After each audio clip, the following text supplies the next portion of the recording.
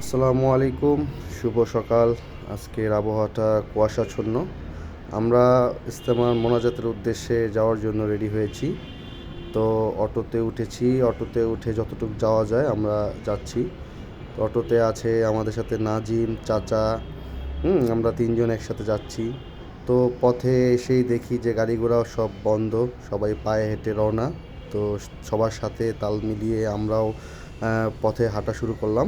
তো হাঁটতে হাঁটতে যাচ্ছি যতটুকু যাওয়া যায়।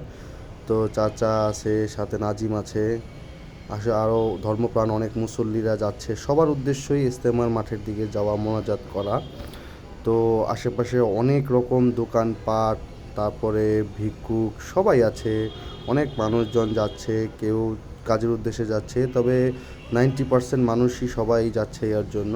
তো যেতে যেতে নাজিমের সাথে কিছুক্ষণ কথা বলা হচ্ছে বিভিন্ন বিষয়ে, ইজতেমার বিষয়ে, এবং আগে আমাদের স্মৃতিগুলো পুনরাবৃত্তি করার জন্য যে কী কী। তো যেতে যেতে অলরেডি আমরা মোনাজাতে পৌঁছে গেছি। তো মোনাজাত শুরু হয়ে গেছে। তো যেখানেই ছিলাম সেখানেই বসে মোনাজাতে অংশগ্রহণ করার জন্য বসে পড়েছি। এদিকে মোনাজাত হচ্ছে, আর পাশাপাশি পূর্ব আকাশে মেঘ ভেদ করে সূর্যটা দেখা যাচ্ছে।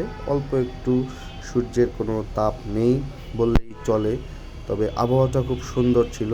সূর্যি মামা দেখা দিয়েছে। তো দেখতে দেখতে আমাদের মোনাজাত প্রায় শেষ।